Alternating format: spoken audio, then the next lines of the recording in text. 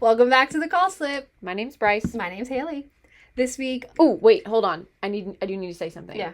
My sister corrected me at last episode when we were talking about the things that happened with Sarah J. Maas and everything. I said Breonna Taylor. I believe it is pronounced Breonna Taylor. So I just wanted to put that in there that I was unaware that her name was pronounced that way. And I pronounced it incorrectly. Either. So I would like to formally say it is Breonna Taylor. Okay. This time on the call slip, we read The Heaven and Earth Grocery Store by James McBride.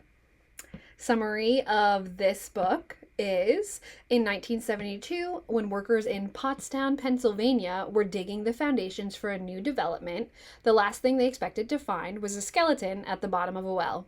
Whose skeleton was it, and how it got there were two of the long-held secrets kept by the residents of Chicken Hill, the dilapidated neighborhood where immigrant Jews and African Americans lived side by side and shared ambitions and sorrows. Chicken Hill where Moshe and Shona Ludlow lived when Moshe integrated his theater and where Shona ran the Heaven and Earth grocery store.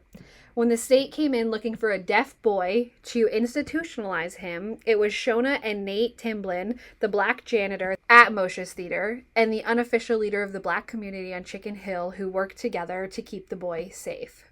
As these characters' stories overlap and deepen, it becomes clear how much the people who lived in the margins of white Christian American struggle and what they must do to survive. When the truth is finally revealed about what happened on Chicken Hill and the town's white establishment played in it, McBride shows us that even in dark times, it is love and community, heaven and earth, that sustains us. Okay. I think that was a pretty good summary. Yeah, I think it was a good summary. But I also felt like there was a lot more happening. Mm-hmm. I don't know. There were a lot of characters in this book. Mm-hmm. And you learn about them, the characters slowly throughout the book. You first learn about Moshe and Shona.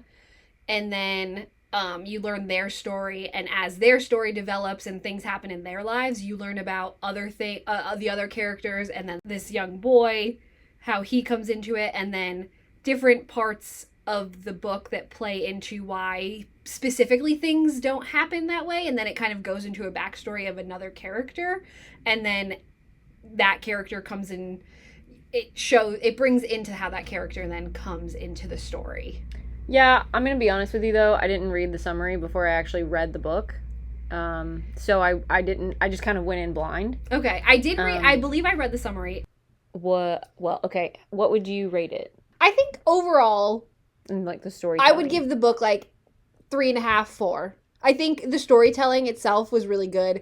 I will say I listened to the audio version of this, so it did kind of, as they went from character to character throughout the book, just the storytelling, who they were talking about, but they were quickly using names to tell you who they were. Who. Yes, exactly. So I was able to identify who was talked about and like the story about that person. Yeah. I think like a 3.7.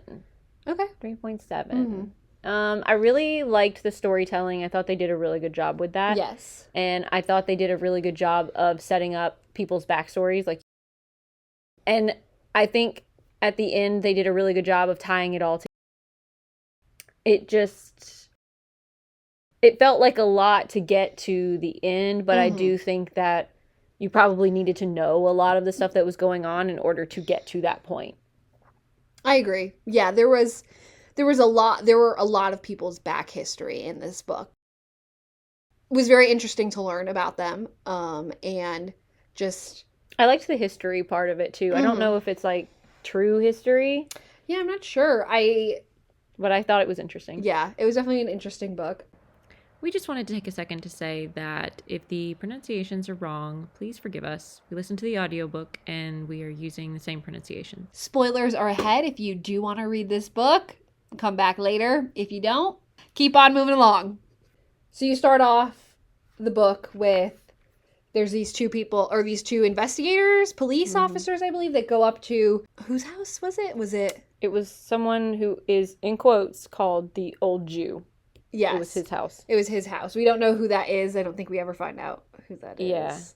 Yeah. So 2 investigators go up saying, hey... Well, and they say this person can dance really well for some reason. They really note that he can dance. Mm-hmm. But they go to his house saying, hey, we found a body...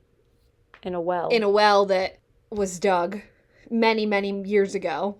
You know, do you know anything about it? Kind of like that. Well, and they had a pendant with them. Yes. So the police have this pendant as they find this body, and they ask this man, hey, do you know anything about this? And then Hurricane Agnes came through and all the evidence was gone. So they had no idea. Yeah. And then what happened. After that, I think that was just the preface. Yes. And then after that, we get to, it kind of goes back in time 47 years mm-hmm. before the skeleton was discovered. Mm-hmm. We first meet this character, Moshe, where he owns this theater hall in Chicken Hill, Pennsylvania, where the whole story is set. And also, it's Chicken Hill is like Chicken Hill is the community in of Pottsville. Pottstown, Pennsylvania. Okay. So Chicken Hill is a community in Pottstown, Pennsylvania, where Moshe owns a theater performance hall where different artists come to play. But he usually hires Jewish or cultural bands to play mm-hmm. there. Yes. And the white people were mad about it. Yes. In this immigrant, Jewish, African-American side of the town. It kind of goes back a little bit, and then mm-hmm. it goes back more. Mm-hmm. Because it goes back a little bit in the sense of we meet Moshe, and then mm-hmm.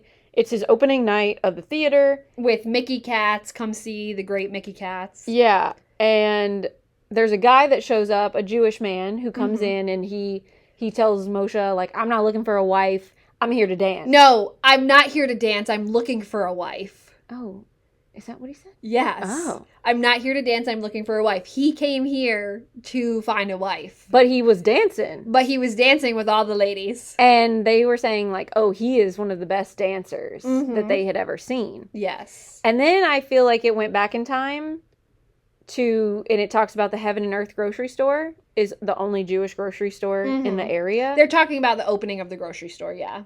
And which would be back in time because that was when Shona was a child. Yes. Right? Yes, because Shona's father mm-hmm. was a Jewish immigrant who came to America and opened the Heaven and Earth grocery store. But you don't actually know who Shona is yet because the next line that I wrote is that Moshe married a woman with one leg shorter than the other. Yes. So Moshe was working at the grocery store? Moshe was using the basement of the grocery store to... We're so mad. He was doing something. Oh, well, Shona was like teaching him to read the the Jewish texts. The Jewish. I'm sorry. I don't know if this is a good idea. I'm really rethinking this. Is there any other book you can read on short notice? Okay, so Shona's family owns the Heaven and Earth grocery store. Mm-hmm. And this is where Moshe meets Shona.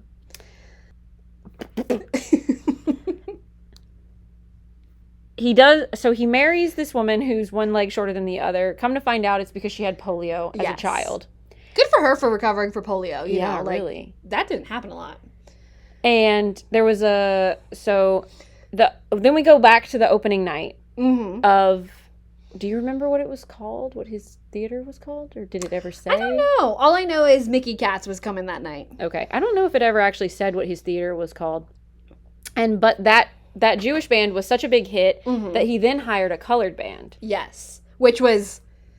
The rest of the town, it was a big hit, but the rest of the town did not like it. Yeah, the white people didn't like it. No. And I wrote, he was doing so well that rival theater owners also didn't like it. Mm-hmm. They sent out city building inspectors, the owner of the building, the fire commissioner, and they tried fining him. They tried doing everything they could to try to put him out of business. Yes, which he paid off some people. It says he paid everyone off, or he bribed them. Yeah, because they were alcoholics. Good for you, exactly. And he was just giving them alcohol. He bought the theater outright after 2 years of running this business out of it from that landlord. Yes.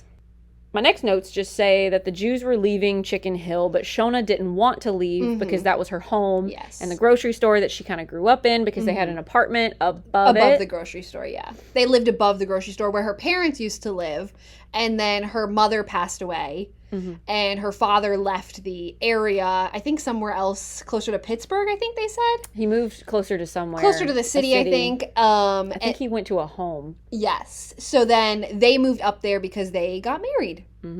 So he left the business to Shona to run the grocery store. So at this point, it's been a few years. They've been running. And Moshe decides he's going to start hiring some white bands to make the white people happy. Yeah. And Shona got sick after they were married for about 12 years. Moshe gets really weirdly obsessed with 12s for a hot second, and it doesn't mention it throughout the entire book, but he talks about the book of Job, I believe, which talks about the numbers with coincidences. So he kept saying that 12 times this happened, or 12 times this happened, and we've been married for 12 years, and now it's going to end because she got sick. He said, Moshe thinks his life is ruled by 12. Interesting. Yeah. I guess I'm not, I didn't grow up with the Bible, so I'm not reading the Bible, so I know you did more, but I guess I didn't pick up on that because I wasn't used to it, whereas some people, I guess, would pick up on that. I don't remember the numbers from that story. I don't either. I do know saying that about, like, married 12 years, and there were a few things like... some other 12 coincidences that he had. So then I wrote, the colored people on Chicken Hill do not have running water or bathrooms. I believe they just have outhouses. And then Nate works with Moshe at the theater. He works for Moshe at the theater. Nate works for Moshe. And Nate is married to Addie. And Addie helps take care of Shona, who is kind of not bedridden. I think she is bedridden for a while of the book, but she's obviously having some health issues, so Addie helps her run the grocery store. Yes. And I also wrote that most of the colored people immigrated from the South. This was around or right after the time of them being freed from slavery. Yes. 1950s, I believe. Because the book started in the 1930s. So, and they've been married for 12 years. I think slavery ended before that. I know it did with why can't I think of President Lincoln's name? That's it. Abraham Lincoln. When was Abraham Lincoln? In the 1800s, but nobody did anything for a while. That's true.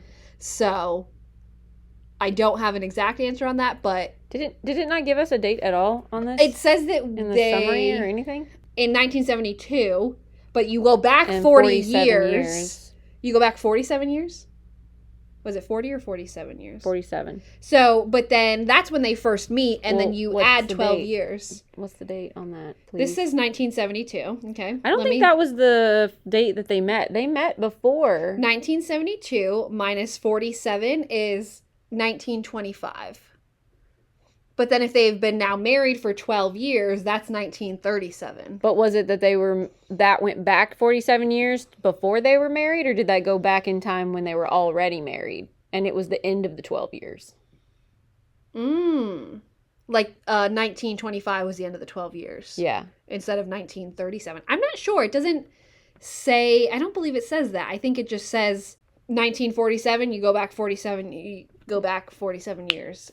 So I'm assuming it's like 1930 something. But it could be 1925. It's one of those, yeah. Anyway, most of the colored people on Chicken Hill immigrated from the South, whether that's Alabama, the Carolinas, Georgia, Anywhere. Those areas. Yeah.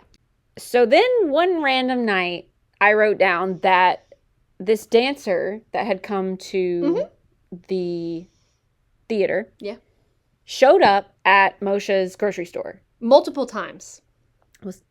Addie said it was multiple times. So it was a night where Moshe or it was a morning. It was a very early morning. It was like 2 a.m. or 3 a.m. Yeah, something like that. but I think Moshe was getting home from the hall. the hall, and Addie was still there. Somebody knocked on the door, and, you know, Moshe was like, who's knocking on our door? This is like, it's the middle of the night. Like, This is crazy. So Addie goes down and comes back up saying, you got to take care of this. Like, this guy's been here a few times before. So Moshe goes down and he's like, you know, I have a sick wife. Like, what are you doing here, dude? So I wrote, the dancer pushed his way into the grocery store. Small man. He bought the bakery down the road. Mm-hmm. He said he wouldn't marry because he wanted to dance. That's what I wrote. No, he got said he married. wouldn't marry because he wanted to dance. He got married. Not Moshe. Not Moshe. No, this other character. He did get married. Then why did I write that he said he wouldn't marry if he wanted to dance? I don't know, because I wrote, not looking for a dancer, but wife. And I had the opposite. One of us is wrong. I think we're going to have to figure this out. Look. Malachi is a dancer searching for a spouse while on Chicken Hill. It says he is a Jewish immigrant who tells people, it is in 1925. So 12 years have passed and it's 1925, it says. Okay. That he, at the musical event at Moshe's theater, he is specifically searching for a wife. Okay. Well, then I was wrong. I don't know why I wrote that down. That's okay. I think how I they must have said heard it wrong. Yeah, I think how they said it, it could have got, as you were writing things, it could have kind of just got flip-flopped. But, yeah, so Malachi... I also found that whoever the... Narrator? Yeah, the narrator was, they were really soft-spoken. And I had to turn my volume up really high. Yes, and I wasn't used to that. I do like how they do use different accents, though. Oh, yeah, most of them do that. I know, but... So it said, okay, so he's looking for a wife, and he wants to dance, because he's a good dancer. Yes. He told Moshe that he did find a wife, and he just wanted flour. Like, he just wanted flour. He busted into his grocery store to say he wanted flour, but I don't even remember him actually taking any. I don't know.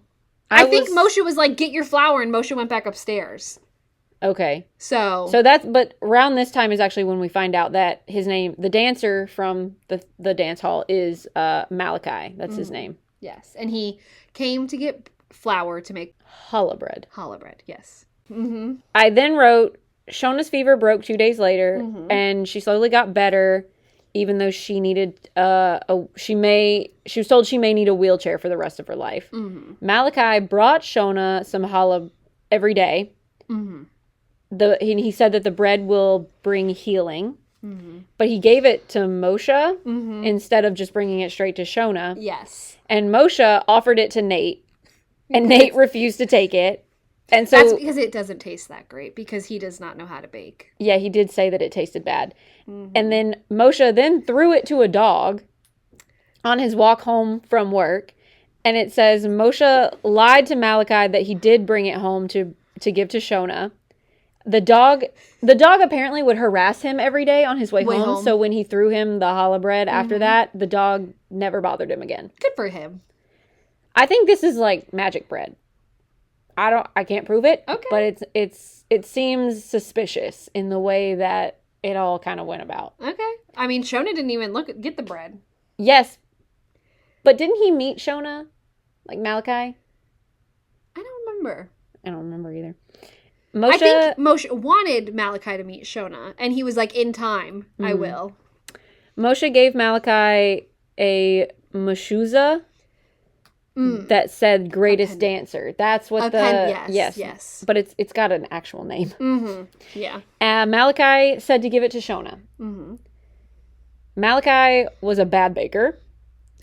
Yes. And he told Moshe to sell his baker. So he randomly, just like up in the middle of the night, decided he was done running the bakery. And he didn't like America. He told Moshe to sell it for him. The old country. Yeah, he told Moshe one night just to sell it for him, and Moshe wouldn't see him again for 3 years. Yeah. That's when we start learning about Dodo. A kid who's deaf after a stove explosion, and then his mother died a few years after that. Yes. He lives with Nate and Addie. Yes. But for some reason, at the time, you learn that he's living with Musha and Shona. No, he's not living with while Musha the and Shona. state looked for him. Yes. Well, the thing is, Dodo, when you first learn of Dodo, Addie says Dodo ran away. Uh-huh. And Nate is like, why? Like, what's going on? So it's like the middle of the night again. Addie said someone saw him near the railroad tracks. Yeah, because there's a river. Because there's a river and a stream near the railroad tracks. So Nate went out to fetch something from the barn to go be able to find Dodo along the tracks, or I think he was made a lantern. Or he went to get the car, maybe? He went to get the lantern, to get the car, to borrow a car from somebody so he could go to where the train was ending up at, to see if he can find Dodo. He does end up finding Where him. Dodo is just at the back skipping rocks. Yeah. Behind the house. So my next point that I have written down is we meet Doc. Yes. And I just wrote super racist. Yep. He's the only doctor in town. Yes. He also had polio as a child, and he has a messed up foot because of it as well. He has Olympia. So he had to get special shoes from a Jewish man on Chicken Hill that makes shoes, and he's really good at it. He's really good at it, yeah. Shona also gets her shoes from that man. She also had polio as a child, but we already learned that. Doc tried to get her to join the debate team when they were in primary school. Yes. And she told him no. And Doc was like immediately taken with how beautiful he claimed that she was when they were in like their final years of school. Yeah. And she never once would look at him. She didn't pay attention to him. And when she told him no about joining the debate team, he held on to that rejection for a really long time. Like the rest of his life. No. Yeah, I mean, pretty much. Pretty much. He held on to the rejection. And he got really mad that he felt like, as a white man with a Jewish white woman, he was trying to pull her up from her sad life on Chicken Hill. And he just was outraged that she would tell him no. Which is, big red flags. Yeah. And when he went to medical school. And he moved away from Chicken Hill. And to go to medical school. And then once he graduated, he came back. And I wrote, when he came back to his hometown, immigrants had, in quotes, taken over. And he then joined the KKK. Yep. And that's where I guess you didn't, yeah. Shona earlier had mentioned she didn't want the doctor. We didn't know who that was yet. She didn't want the doctor to treat her because he was kind of the leader of this section of the KKK in that area. And she knew that it was him because he had a limp from which we learned later on is polio. So she knew that he was the leader, specifically knew that was him because he had the limp. Yeah, because when he's wearing his nobody else knows. Sheet, yeah, nobody else would. I mean, he's got a limp. He's got a limp. He's still got a limp if he got a limp. Doc came looking for Dodo because his cousin asked him to. Doc upset Shona. Oh man, there's so much that happened in between there.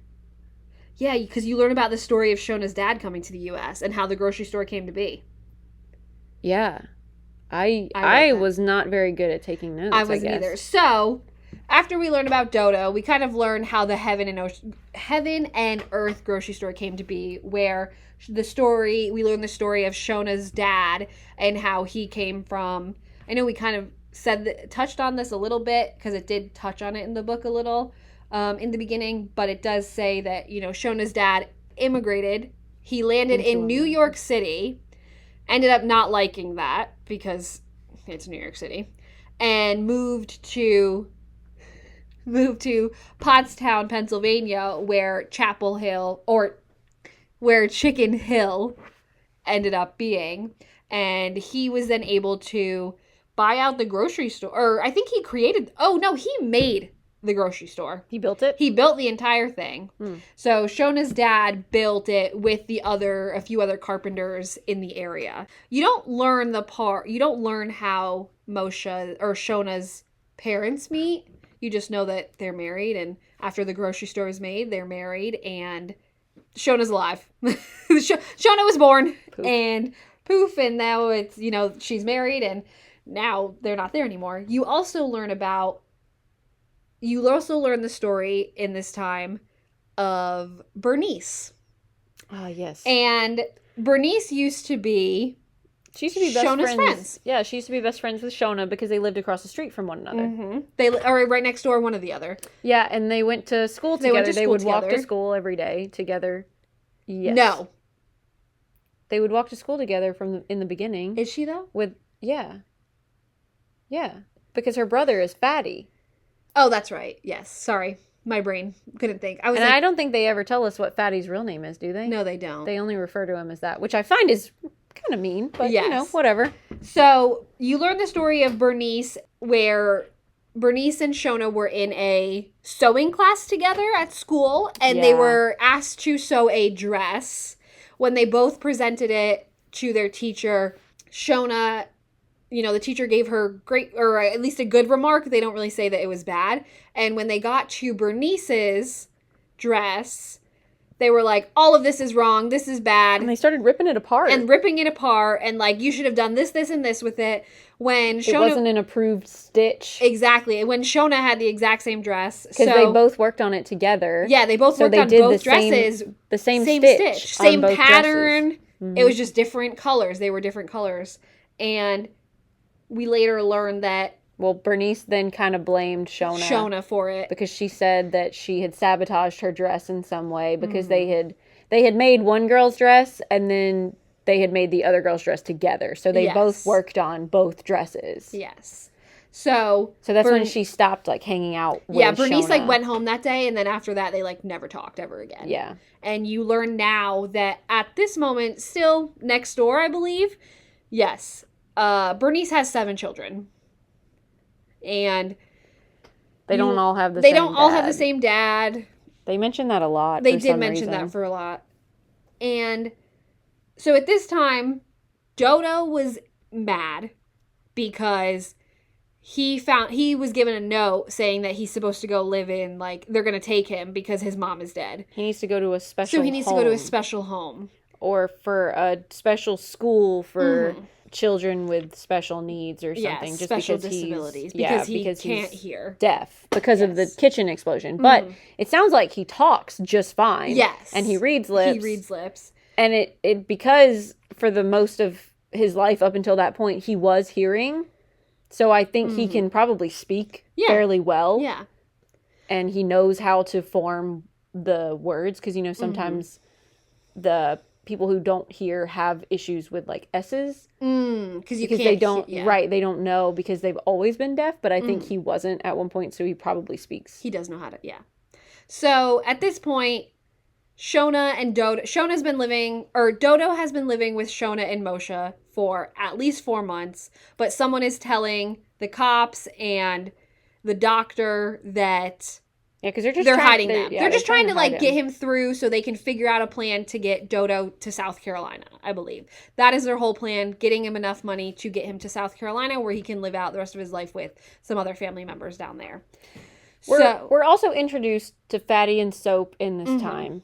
Yes. And Soap is an Italian immigrant. Mm-hmm. His mother, I think, his mother had him and I think his brother in Italy. Mm-hmm. And then they all immigrated over. Mm-hmm. And Soap doesn't speak English well. No. And him and Fatty are friends and they kind of do jobs together. Yep. And at one point, Fatty and Soap get fired from, was it the fire station? Yes, I believe so. Because Soap didn't test the fire hose, and then the fire marshal came by and checked it and said that the peanut that he put in there last time is still there, so you obviously didn't check the hose. And then Fatty got in trouble, and then Soap got in trouble, so then they both got fired. But Fatty also does odd jobs anyway, outside of that, so he was okay. And then he told Soap to hit him in the face. Like, if he was so mad at him, you might as well just hit me. So he did, and he knocked out his gold tooth. So he had to go get his gold tooth fixed. So he was out of the town for something. He was out of the city for something that happened. Was it for the entire the thing that happened at the grocery store where Moshe and Dodo? Was that what he was out I for? think so, because he had to go get his tooth fixed and it was like 2 weeks, because then after that he had to help his cousin run the cleaners that they owned, I think. And the guy was like, "Oh, I need you to do this for like another week or two." And so he was there for like 2 weeks. So in that time, other things are happening. Someone's telling the cops that Shona and Moshe are hiding Dodo. And in that time, then Shona goes over to Bernice, which is her next door neighbor, and asks, "Hey, if the cops come, can Dodo come over here and kind of just like hide and play with your hide kids. and play with your kids in the backyard?" And she's like, she gets the understanding that like, oh yeah, like you're just trying to protect him. Yeah, of course. So every time they either like see something suspicious or whatnot, Dodo will go over there. He'll play with the kids. They'll just pretend that it's like another kid that's added to her pile of 7 children. So when the doc comes down into the Heaven and Earth grocery store, which Shona hasn't seen in probably years at this point because she doesn't want to know and she doesn't want to see him. Dodo was going down to the cellar to grab something. Yeah. When the bell rings. So he knew to stay down there so that he'd be hidden, because he knew to stay hidden if there was anybody in the store. Yes. And Shona was like just reiterated that by like putting her hand low and like saying that. So but Doc came in specifically to look for Dodo because his cousin asked him to. Yes. And his cousin is one of the cops, or is one of the somebody that's like with the people who are trying to take him to this school or whatnot. During this conversation, Doc upset Shona and she had a seizure. That's when she's laying on the ground. That's when Dodo sees the doctor like fiddling with her clothes. He was like pulling her dress up and like pulling her shirt down up on her. Yeah. While she was passed out after having the seizure. So then Dodo attacked Doc, and then Shona had another seizure during this. That's when Addie showed up. And Doc like ran out the door and then came back in with people with the cops to take Dodo. That's when Dodo ran from them. He ran and he ended up on the roof where he jumped. Yes. But the cop like almost had him. Yeah. So he ended up spinning and he tumbled and broke and he hurt some stuff. He hit the ground hard with his head. And then he got quite a few injuries from that. So he woke up in the state hospital for the insane and feeble-minded is what I wrote down. Yeah. The jump from the roof broke both of his ankles, shattered his hip, and snapped his right fibula. That's rough, man. It's crazy that he's even alive if he jumped off of a 2-story building. I know. So in this time, he's in this insane asylum kind of where penitentiary. No, not sanitarium? Asylum? I would say asylum. He's in an asylum where he throws up on the doctors. The doctors are like, "You're an imbecile," because they don't think he can talk. They don't think he can hear. They put him in a straitjacket, and then he's just like laying in this crib or in this like. They call it a crib multiple times, but he's also got casts on his and like his feet are elevated. You know, he can't do anything. In this time, Shona goes to the hospital as well, or the actual hospital. Yeah. Versus the asylum. She's not recovering well from the seizures that she had. You know, Addie's consistently there at the hospital. Moshe's at the hospital. The hospital thinks they're crazy with these Jewish and African-American people all coming to the hospital to visit these people. And they're just like, what is going on with them? And you learn that, like, this is obviously pre-World War II and that, like, the Chancellor of Germany just hired Adolf Hitler and some other things to go. Yeah, they did say that. They were like, oh, yeah, we hired him to... And I'm like... Oh, gosh. I probably did hear that and went, oh, that's an interesting plot point. I know. During this time, too, Nate was really angry with Moshe for Dodo being taken. Yes. Nate had been in... Wow. You find out at this point that Nate had been in prison. Yes. And he was really feared. He was, yes. By the people. No, I don't think he was in the South. I think it was...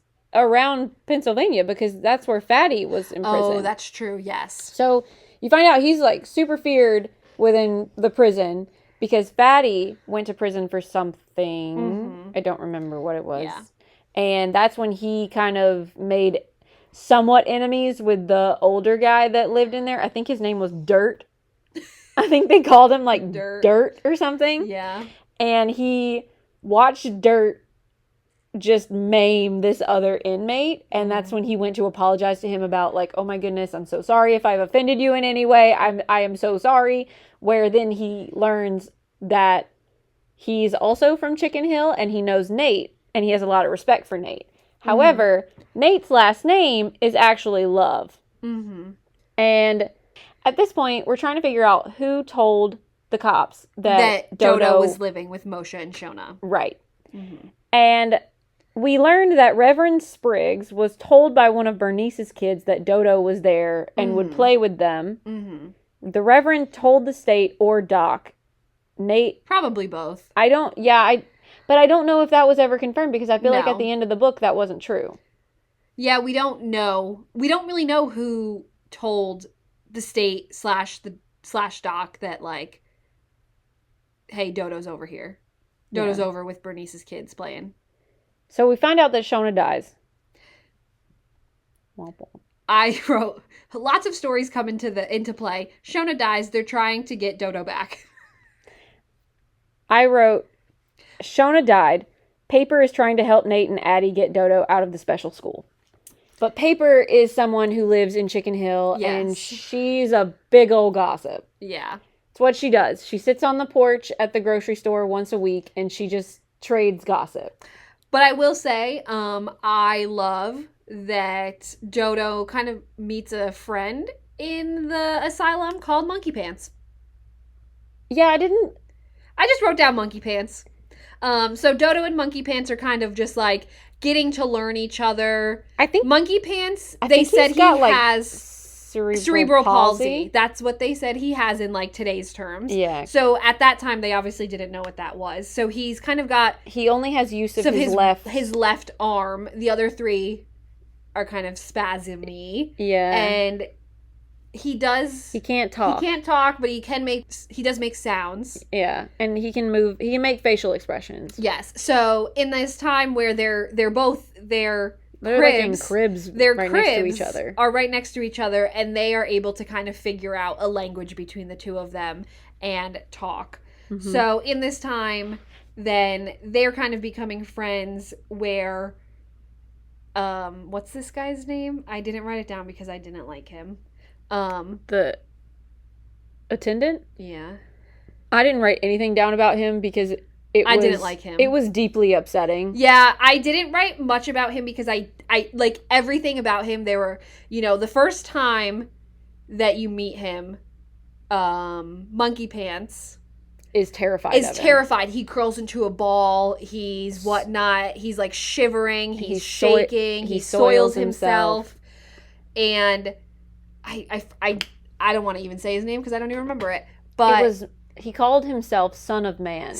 That's it. And I don't even know if we learn his actual name. I think they do say it at one point, but I don't remember. So he was abusing these children. He was a person in the asylum. He was an attendant, but he was a person in the asylum. He was also he wasn't just an attendant. He was like he was a guy in the asylum. They had people. Yeah, that's how I kind of got it as. That's how I kind of. I think that. I thought he was just a worker. I don't think he was just a worker. I think he was a person in the asylum. Like he was a patient in the asylum that like, I guess on good. That's how I kind of perceive this as. I don't know if that's correct. Let me look it up.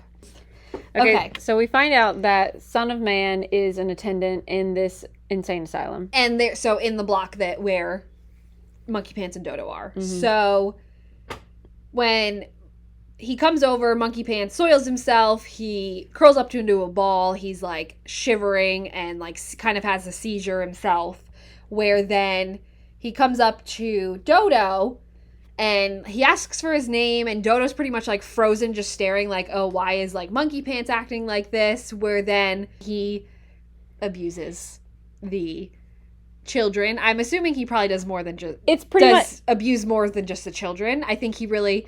Probably. It's implied, though, that they're all scared of him, but we Yes. don't actually learn anything until a little bit later. Yeah. So, during this time now, Moshe ends up closing the store. He doesn't want to continue the store because it was kind of Shona's dream. Moshe had wanted to kind of move out the entire time, and Shona was like, no, I want to stay here. This is my home. Malachi comes back to visit after Shona dies. You know, they kind of have a friendship and whatnot, and he's saying, you know, terrible things are happening back home. You know, all these in the papers. He just like, do not read the papers. And that's kind of all I got. I'm going to be honest, I didn't hear anything you just said. Malachi visits after Shona dies. And, you know, he's talking to Moshe saying, like, there's terrible things happening back at home. Like, do you know this or not? Oh, yeah, about the war. World War II is essentially happening. It's coming up. It's coming up. There's other things happening over in Europe at this time. Mm-hmm. And so... the next thing I have is that they set up a whole scheme. Yes. With Bernice and... No, sorry. They set up a whole scheme with Paper and someone she used to work with because they used to do laundry for a white family in the city. And that's how they know each other. But she's from a different community within at least like an hour of Pottstown or something. They live in different area, but they're connected because they used to work together. Yeah. So she actually knows how to get people into the hospital. In and kind of out. Where Dodo is.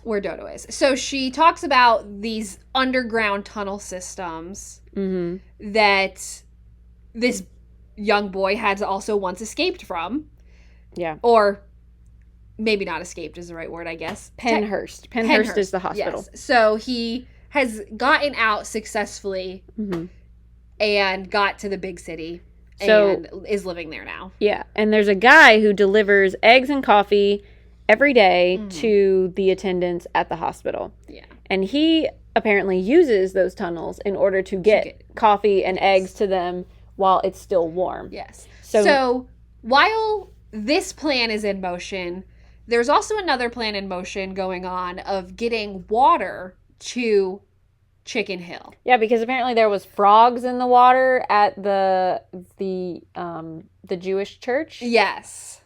So there's a plan of trying to the water. There's water running through Chicken Hill. So oh my gosh, who makes a plan? It is Fatty and Soap end up doing it, and one other person. I don't even remember who it is. Fatty and Soap end up. They find somebody who can do concrete. Yes, they find somebody in case the manhole breaks. Spoiler alert, it does. So. We also never said anything. I feel like this is a big old spoiler alert at this point. Anyway, they're trying to get water to Chicken Hill. So while the plan to get Dodo out of the asylum is happening, there's this plan to, during the Independence Day, 4th of July. Memorial Day. During Memorial Day in May, during the fireworks and everything, they're planning to... They're going to connect the pipe to the city water. Yes, that goes to Chicken Hill. So, who is it again? Paper and... No. Who is it? Her friend, right? Yeah. Is that who you're talking about? I don't remember her friend's name. So, these two guys are, going in the... digging in the ground, trying to find this pipe. They go through the manhole. Oh. But that's not where we are yet, because you learn about Nate first. Okay, go.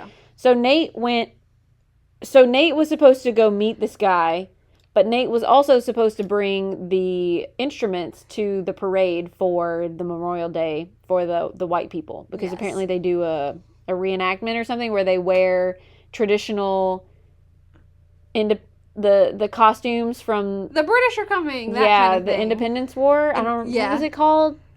The Civil War, no. No, where we claimed our independence from Britain. Anyway, so Nate was supposed to bring the instruments to the parade for the independent. for the Memorial Day parade. Yes. Where they dress up in the old costumes from their... There's British and colonies. Yeah. At that point. Yeah. And he ends up doing that, and then he gets somebody to bring him to like 30 minutes away from where he's supposed to meet with the guy. But that ends up not happening because now that guy is part of trying to dig up the manhole. So Nate says he'll get there on his own.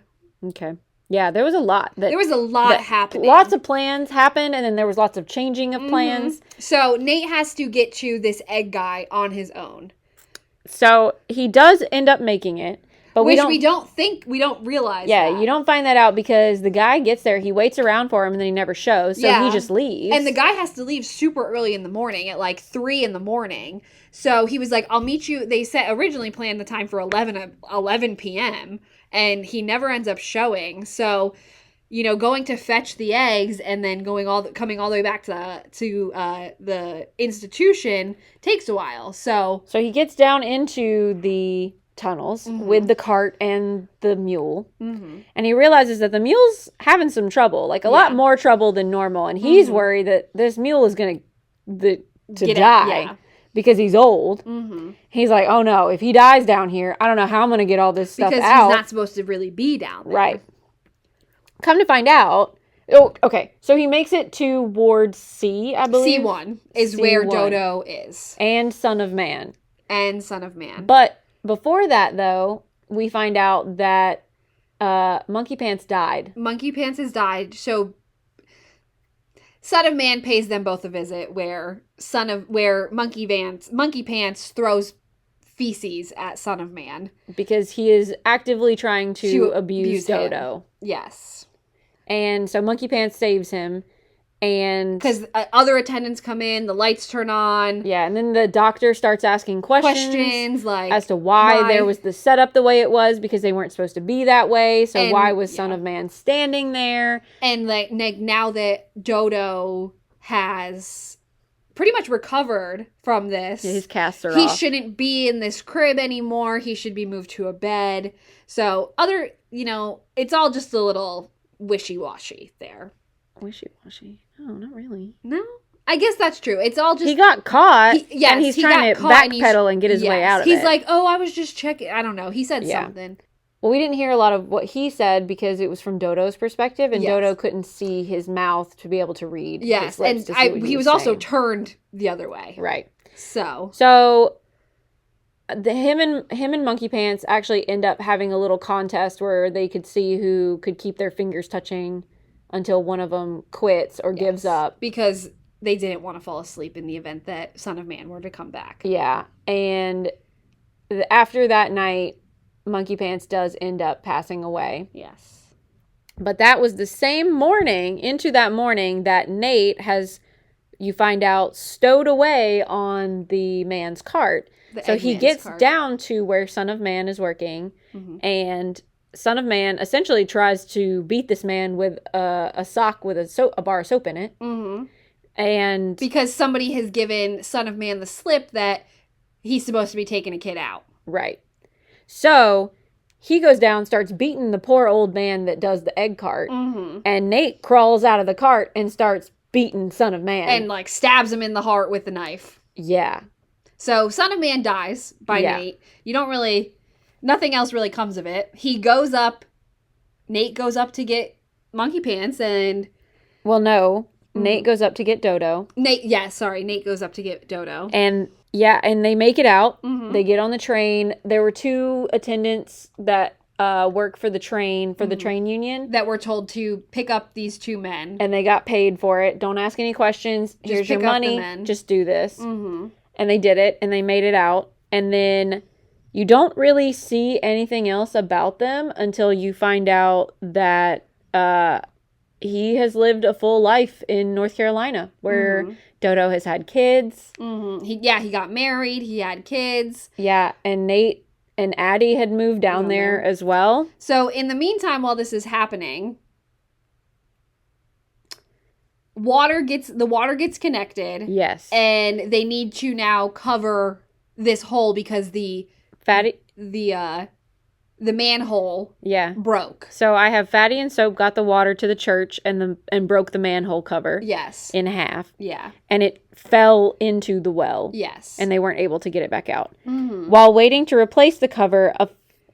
okay, so after the Memorial Day parade, they all kind of went out. All of the white people in the parade went out to a bar and started drinking, where Doc got extremely drunk.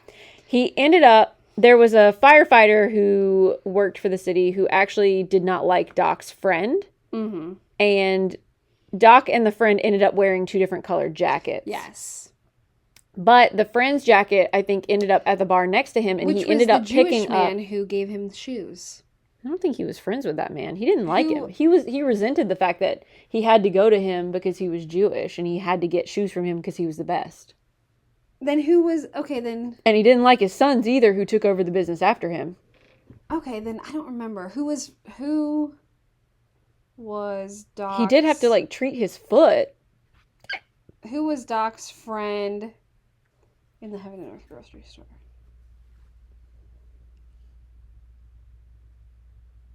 Also, Doc talks about how much he just disliked his wife. Yeah. He was not a lovable character in any way.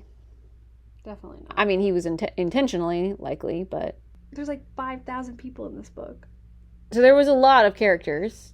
Yes. And whoever this friend was that was with him... I can't remember that. Had something going on with his toe. Mm-hmm. And Doc ended up treating his toe, and then they came back late, and their costumes were not what they wanted them to be. Mm-hmm. And they ended up in 2 different colored coats. Yeah.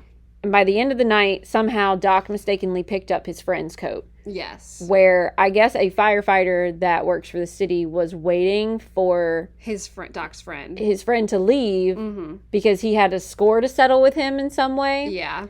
And Doc accidentally picked up his friend's coat instead, and so the guy who was angry just said, "Oh, he's got the coat, that must be him," and just kind of walked out because everybody had been drinking at this point. Yes. So Doc is super drunk, and he's like, "It's time for me to go home." Yeah. And he decides to take a shortcut. And the guy from the bar follows him. So as he's taking this shortcut, which just so happens to run through Chicken Hill, he's going around, and essentially the guy assaults him, he actually had brass knuckles in his pocket, pulls him out, breaks Doc's jaw. And they heard the crunch. And as this guy is essentially walking away, he hears a splash. Yeah. And he was like, "Oh, didn't realize there was a stream there." And the guy never realized that it was Doc. He thought it was somebody else the entire time. Yeah, he thought it was Doc's friend. Yeah. So Fatty didn't know that Doc fell in the well because they had left to go help find the guy who was going to make the cement or something. Yeah. And when they got back, and they didn't cover it when they left. No. So there was a period of time where there was just an open hole in the ground no one was there for. No one was there. And then so that's when we find out that Doc actually had the medallion that belonged to Shona on his person when he fell in the well. Yes. Because when she was having a seizure at the store... And he was groping her. He took it. So the guys come back to cover up the well. Yes. They come back, they cover up the well, and they hide it, and everybody goes on about their life. Yeah. And I think it said, like, Doc's family and nothing his really wife happened. And his kids weren't, nobody was sad that he was gone. No. It just was kind of like he fell off the face of the earth. No pun intended. I was thinking of No One Mourns the Wicked. True, that's true. And then that kind of ties in. It doesn't, outright say it, but obviously that ties into the body that they found in the well at the beginning that had the medallion on its person. Yeah. But after that, you find, it kind of ties in. So that's when you realize who it was that the body was. Yes, who the body was. And I don't even know if Malachi ever met him. Like, I don't think so. He likely never had any run-ins with him. No. And maybe he was told about him, but I don't think he ever, actually met him. And you find out that the night that Hurricane Agnes came through Pottstown was the same night that Dodo ended up passing away. Mm-hmm. And he was in his bed, surrounded by family. Mm-hmm. His children, his grandchildren. Yeah. And he actually mentioned something about Monkey Pants. He said that his last words were, "Thank you, Monkey Pants." And his whole family was just like, okay. That's weird. Yeah. I enjoyed the storytelling in this book. Yeah. I think it was very nicely written. It was obviously insight on some of the struggles that were happening around that time frame in the U.S. Mm-hmm. Learning about the different cultures and, you know, the way that people were being treated. Because, you know, even though the Jewish people were white in this community, they were still looked on as lesser than by the regular white people. Yeah. Which is absolutely ridiculous. Mm-hmm. Yeah. And then, you know, they live in a community where they don't even have running water. water, which is also ridiculous. Mm-hmm. But then, you know, there's a little get back because they end up connecting to the water and then they just don't pay for it, which, like, good for them. Good for them. Mm-hmm. I can't blame them. After all this time and you still haven't made any effort to get them water, right? They deserve it for free. Yeah. No, I think I liked the storylines in this book. I will just say it was a little sometimes hard to follow with, like, things were switching up pretty fast, I feel like. But I liked how there was many different storylines and you kind of learned everyone's background and history. Yeah. Yeah, I thought that was really cool. And, you know, you learn a lot about how each person kind of ties into the story. It kind of reminded me of the saying that it takes a village. Because I feel like this really was an entire community that worked together for either one of the, like, the water or Dodo. Mm-hmm. Yeah. It was good. I would recommend it. Yeah, definitely. I think it's something that people should read. It told you a lot of what was happening in the time, and I think it was just really eye-opening, too, reading it. Yeah, I don't know how historically accurate everything is. I do believe it won a few awards. Did it? Yes, let me look. So, it was a New York Times bestseller, winner of the 2024 Library of Congress Prize for American Fiction. Okay. It was Times Magazine 100 most influential. I guess James McBride was from Time Magazine's 100 most influential people. Named Best Book of the Year by NPR/Fresh Air, Washington Post, The New Yorker, and Time Magazine. Okay. Oh, and it won Barack Obama's favorite books of 2023. Okay. Yeah. Wow. So. Nice. Yeah. If you liked this, come back. If you didn't, come back. Please. Please. And you can find us on YouTube, Spotify, at The Call Slip. You can shoot us an email. We have an Instagram, all at The Call Slip. Recommend another book for us. We've got a long list, but we will work through them as fast as we can. Yeah. Okay. Thanks.